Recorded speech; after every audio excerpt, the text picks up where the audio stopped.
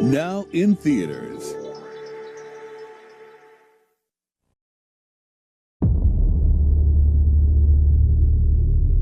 You gotta help? If I can. Where did you find this kid? Top of his class at Wharton. First-round draft pick on Wall Street. It's uncertain to me how high these conspiracies go. You've made it impossible for a company with revenue exceeding $7 billion to do business with us. They're reassigning you to Elba, New York. That's where I grew up. What's up, man? What are you doing here? I'm an AML officer, anti-money laundering. What brings you in today? I need to talk to the owner. You're acting like you want to find something wrong. You're acting like I'm going to. No phone number, no email, just 10 million in cryptocurrencies. I had a client who was interested, but that Starfaker found your daddy. He was offered 7 figures. When I see things like this, I get pretty worried. You must know all kinds of things back there behind the curtain. Martin? We have a serious problem here. I'm pretty sure the Russian mafia is laundering money through the Omni branch here. Hey, man, you following me or something? Yes.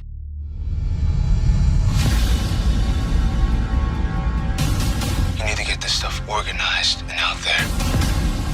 I found this on the porch. Hey, I'm Dad. These people are dangerous. I warned you. Well, nobody could be prepared for whatever that was.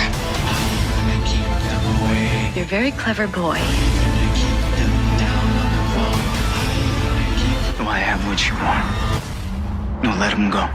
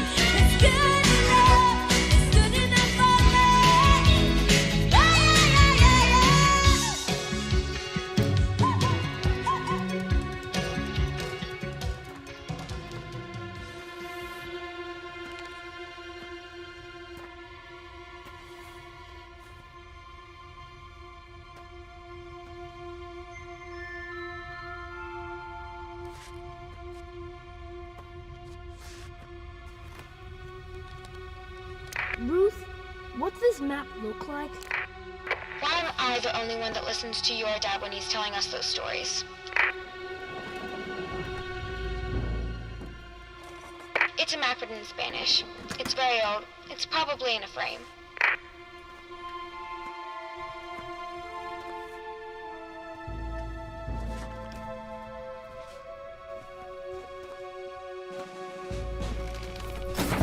Jude!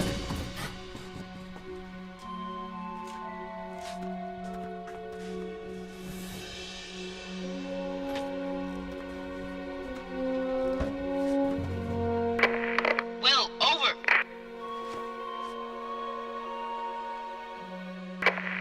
Come in. Will, over. Crap. Mr. Walsh, I mean your dad is coming home. I've got it. Are you guys ready? Should I call my mom first? Ow. Shut up, Specs. We're ready, Will. Being a Bitcoin enthusiast or crypto enthusiast married with, I thought, a very pragmatic vision of how you actually bring this forward. And the revolutions rarely happen by going to the end point first. Instead, it's a crawl. I use the expression internally about crawl, walk, run. And you got to crawl before you walk, before you run. And I think the progress Ripple's making for the industry is, I think, moving the whole revolution forward.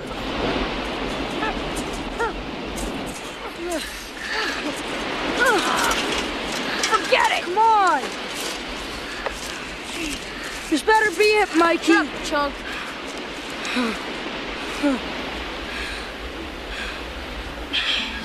Guys! I think I have a match. I'm sure of it. So that I think that the internet is going to be one of the major forces for reducing the role of government. The one thing that's missing, but that will soon be developed, is a reliable e-cash, a method whereby on the internet you can transfer funds from A to B without A knowing B or B knowing A. The way in which I can take a $20 bill and hand it over to you, and there's no record of where it came from. And you may get that without knowing who I am. That kind of thing will develop on the internet, and that will make it even easier for people to use the internet. Hello everyone. Good morning, good afternoon, or good evening, wherever is it that you are. My name is Shantanu Dutt. So that brings us to the point of understand. So now we have an understanding of what a blockchain is, how are blocks committed to the blockchain, what are the different mechanisms, consensus mechanisms in place, because consensus is what really forms the core of blockchain. I mean, decentralization is great, immutability is great, shared ledger is great, but consensus mechanism is what really differentiates all of these networks. Depending on your use case, for enterprises who want to form private consortiums or maybe a closed network, a Hyperledger or Ripple can be a more viable solution.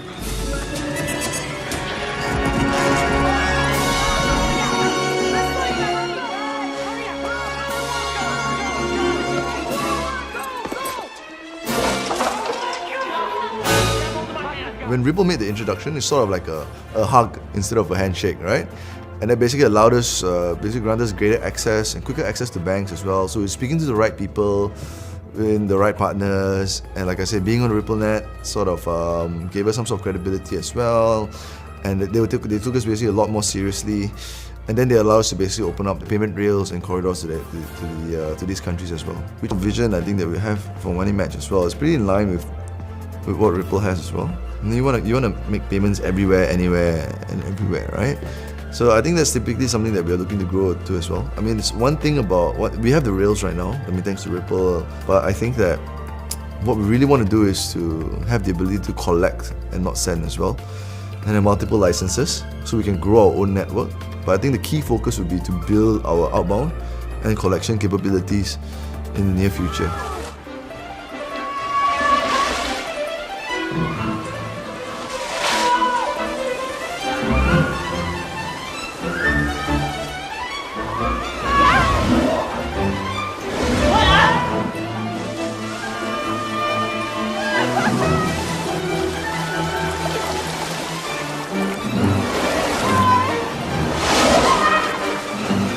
So we have a product which is called on-demand liquidity, and rather than pre-funding in the destination country, you can source on-demand liquidity. So imagine you are a payment service providers, you want to send $100 to Mexico, and you use actually our native digital asset, which is called XRP, as a bridge currency between the two fiat currencies. So changing from USD to XRP, and immediately after to Mexican peso.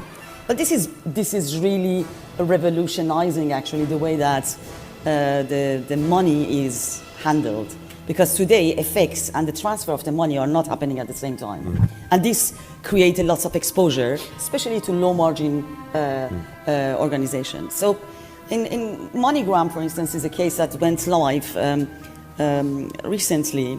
They are using this solution in a few markets, as I mentioned, more exotic markets like, for instance, Mexico, Thailand, and they see already a great efficiencies and decrease of the cost in the way that the treasury and liquidity management is happening. This is still, of course, needs to be more commercialized, but this is really shifting the way that we are thinking about transfer of the money as compared to what is today.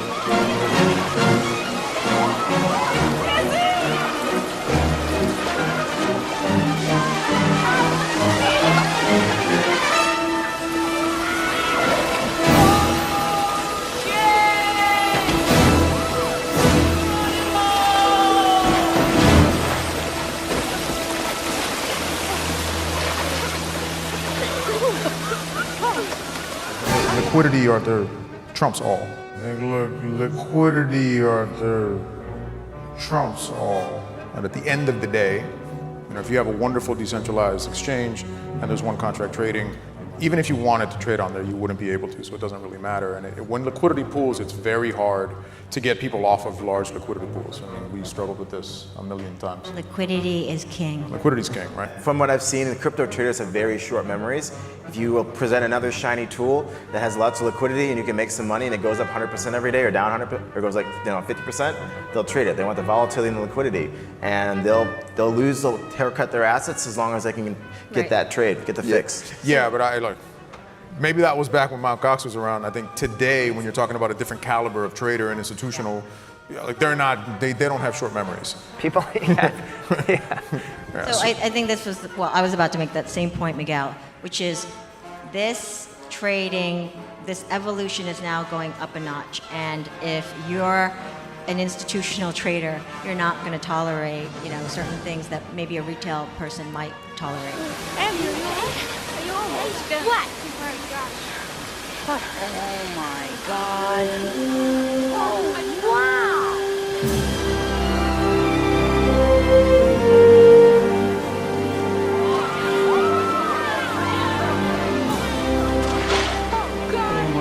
From Ripple. We're a company using blockchain and crypto assets to improve cross-border payments, taking payments from, say, 2 to 4 days down to a few seconds at a much lower cost. Looking at the token taxonomy topic, I want to expand the lens out some from ICOs to broader crypto. It's a broader world than just ICOs, and the importance of looking at this entire sector. So we see recognition globally that blockchain and crypto assets will play a pivotal role in the next generation of finance and our national economies. And there are countries racing to provide regulatory certainty so they can be the winner in this race. They can essentially take a stake as the global capital of finance, which is now in the US, moving elsewhere. We're seeing national holistic frameworks in other countries designed to drive the adoption of this tech. You can look at UK, Singapore, Japan. In the UK, there's now more people working in fintech than New York. Also Japan, Singapore, and Australia combined. So the race is real. They're winning because they have one framework that covers this entire technology. It gives certainty to the market across a variety of these technologies. Certainty is that prerequisite for adoption, and it's enabling much faster growth. From the US's perspective, that's a strategy we invented in the early 90s with the advent of the internet. The White House came forth with one framework for electronic commerce that gave certainty to the market for internet development, and that spurred the US to be a leader in internet technology. We see opportunity to take the same opportunity or the same move today. One framework for this entire technology. From a legislative perspective, I think a low-hanging fruit we can pull on is driving more coordination amongst regulators, particularly on token taxonomy and discussions of how risk should be addressed at company levels. What kind of mitigants, what type of best practices, and what type of licensing and registration.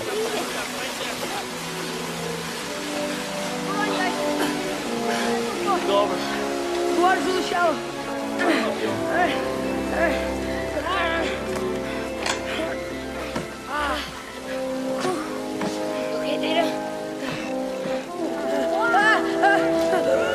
you're an investor in Ripple and a slew of other companies. I was actually the second person ever involved in Ripple. So Jed came to me in 2012 after we knew each other through Mt. Gox, and he said, I have an idea on how to make Bitcoin that doesn't require mining.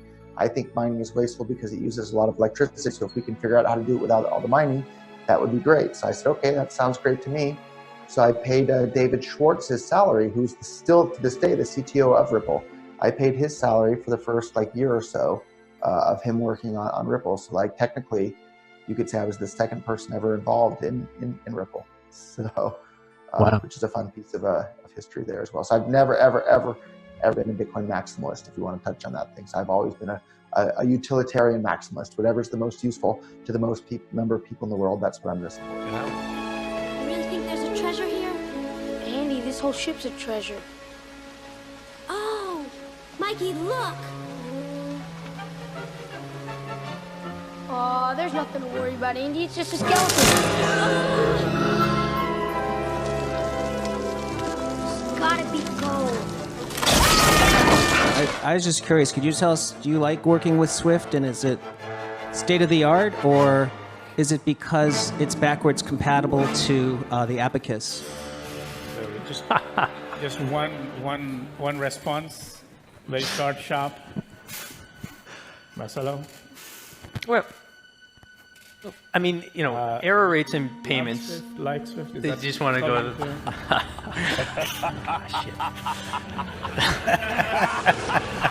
We got a central bank disturbed. We are always suspicious of these things.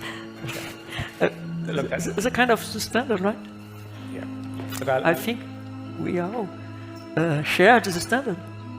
So the question is, if you want to replace Swift with something, you have to show us, the suspicious guys, what it's worth, how it's good, how it would be good for us, or for everybody. But I think cross-border payments are an interesting thing to explore in DLT. I think it's a good thing to.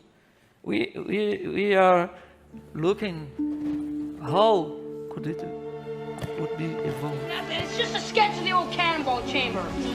Where's the gold? Where's the gold, Mike? Let go! Shut up!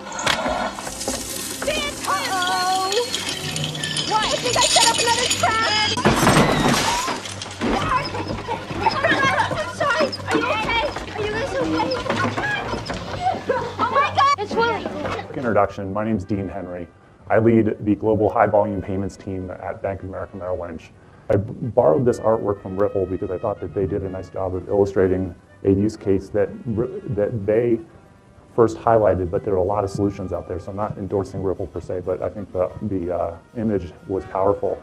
So imagine this scenario being democratized. So if you're a global multinational and you want to pay or have your US subsidiary pay your European subsidiary, very rarely do you actually move money. You debit one ledger, you credit another ledger, and in the middle, you have a currency hedging operation, or you have a bank manage your currency hedging operation. And so money doesn't actually move, but value moves. What's interesting here with the way Ripple has depicted this is Ripple calls that functionality, that multinational distributed ledger functionality, the market maker. So what that's doing is basically utilizing cash that's already patriated and already available in those accounts. And the system and the distributed ledger in the middle is crediting that transaction and keeping track of that transaction. Imagine a world where if you open that up and you had multiple points of connection through the cloud, through a distributed ledger that allowed me as an individual, if I have a bank account at any bank or any two banks, and the tolerance to hedge currency, I can become a market maker. Banks can open that up to other banks, other financial institutions that they want to partner with and work with.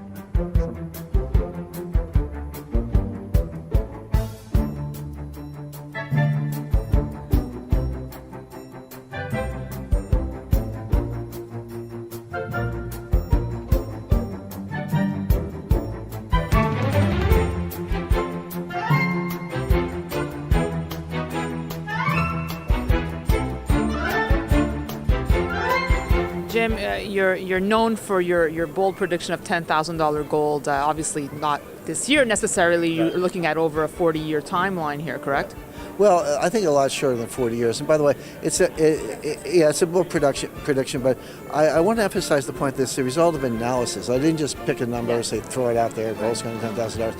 That is approximately the implied non-deflationary price of gold in a gold-backed monetary system. So if you have a liquidity crisis or a financial panic of the kind we had in 2008 or worse, which I expect, you can already see that coming, and then it's called the global elite, so the IMF, the central bankers, the G20 heads of state, finance ministers, they've got to put Humpty Dumpty back together again. They've got to restore confidence in the international monetary system.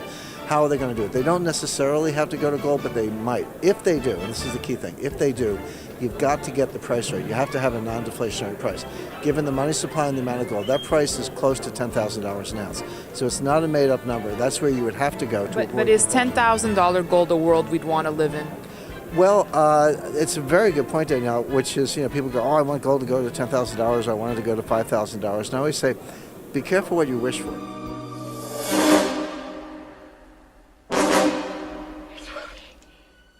Red Willie.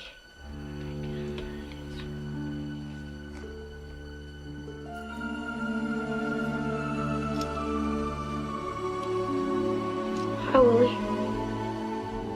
You've been expecting me. I come from the Fed, from the payments group.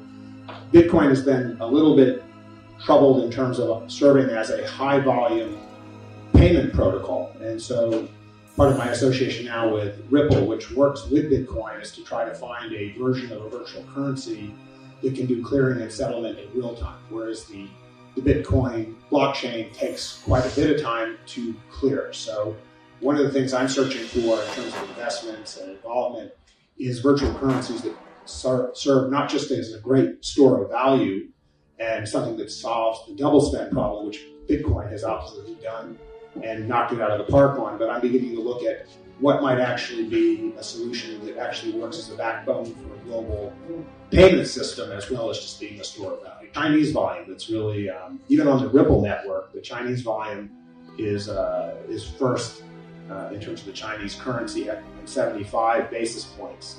And that's sort of the starting range of getting in. And so merchants are looking at that to something higher, and that's just right off the top. And so the digital currencies have the potential to be basically interchange free.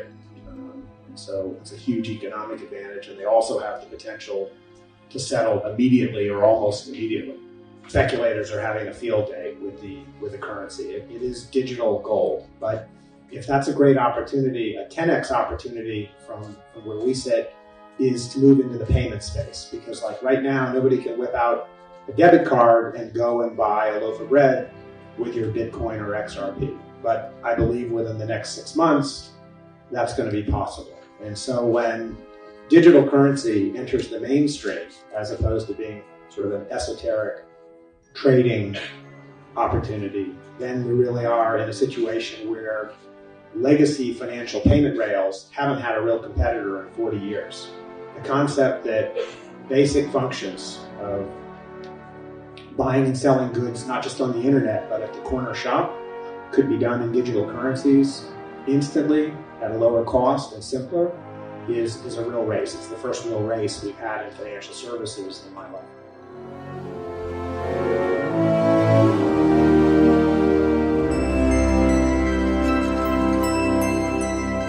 What are you staring at? Let's go, load up. Anything you can put in your pocket. Mikey, except that. What? That's Willie's. When it comes to fintech and disruption from competitors, there's no question that we have to be very agile and nimble in order to ensure that we evolve in the marketplace in a way that we are serious competitors for those who would try to disrupt our business. The pace of that and the type and the methodology for that changes. There are fintech companies we'll partner with, fintech companies we'll buy from in order to brand capabilities in the marketplace. And then fintech companies that may have the potential to be so disruptive to us, we just have to be quicker, smarter, and better. Blockchain's very intriguing, and for us it's a balance between not wanting to be Neanderthal, but not wanting to put something out in a commercial application where the commercial application is still very unclear. as a technologist, the technology is fascinating. And we have tried to stay on the forefront. I think we have somewhere around 15 patents. Most people would be surprised. A Bank of America with patents in the blockchain or cryptocurrency space. Very important in the intellectual property world to reserve our spot even before we know what the commercial application might be. So very intrigued technologically, but what's the commercial application? One is we have to build our brand as technology firms. Real technologists have to believe that they can be as innovative and that they can produce change and that can be as entrepreneurial within a large frame institution. So one is about building brand. I think the second is we have a lot to offer to a technologist. We have a world platform. It's not a simple innovation that would be put into the market. It's an innovation that could touch 30 or 50 million households. It's not a simple application of blockchain. It's a blockchain application that could transform the movement of trillions of dollars of payment. So for most entrepreneurial technologists, the notion of a single idea changing the financial landscape of the world or a company of our size is really, really an attractive proposition.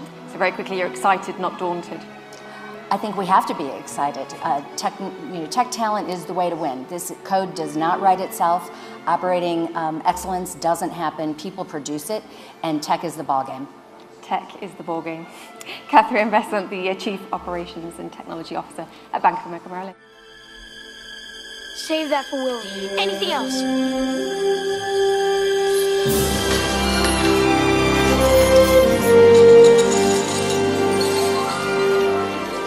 Bye-bye marbles.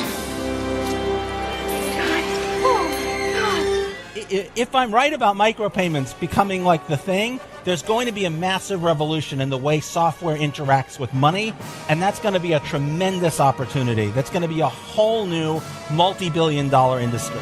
Today, so let's get this over with. Irving? I'm sorry, Irving. Come on, Walsh. We don't have all day. There's 50 more houses to tear down after yours. He's off, Brad. It's okay. Sheriff, I want you to witness this.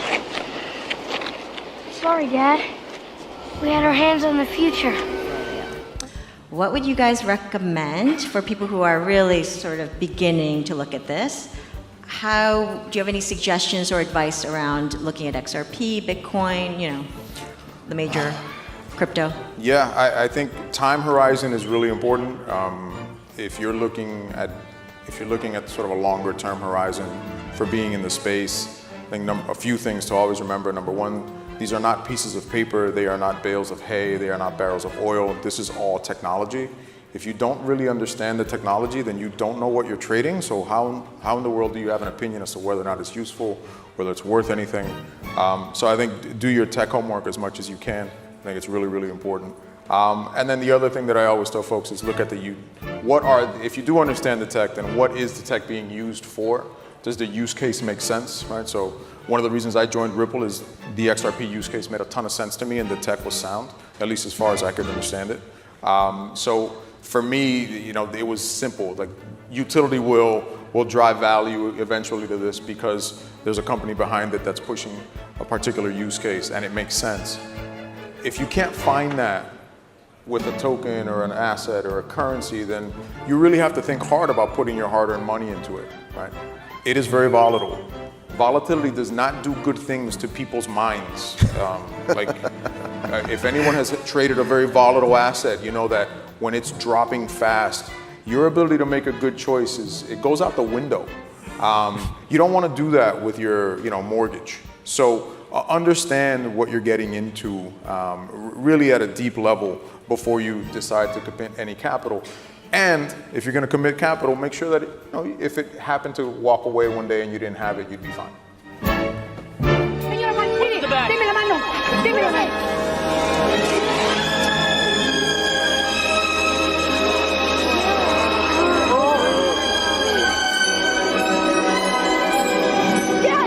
Dad, it's my marble bag.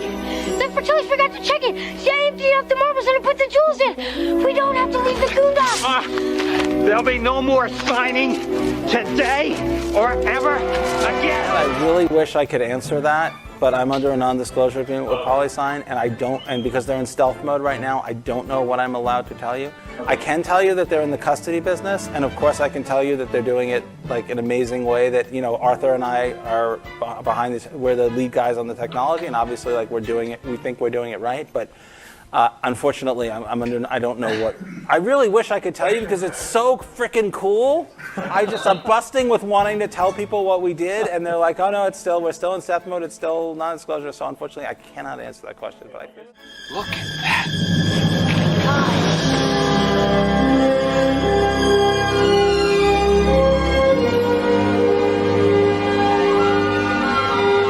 Ladies and gentlemen, we're at Cauldron Point, and what appears to be a pirate ship.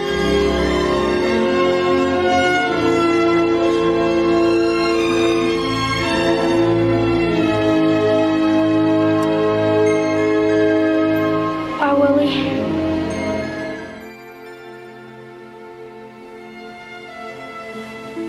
Mr. Cooper.